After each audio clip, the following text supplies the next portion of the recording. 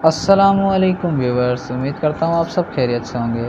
Video date है 29 मार्च 2022 और मैं मौजूद हूँ कोटरी जंक्शन रेलवे स्टेशन पर और मेरे सामने से आ रही है लाहौर और कराची के दरमियान चलने वाली 44 डाउन शाह हुसैन एक्सप्रेस, जिसकी लीड पर लाहौर शेड का AGE 36008 लगा हुआ है, जो कि स्लोली थ्रू पास कर रही है कोटरी जंक्शन रेलवे स्टेशन को।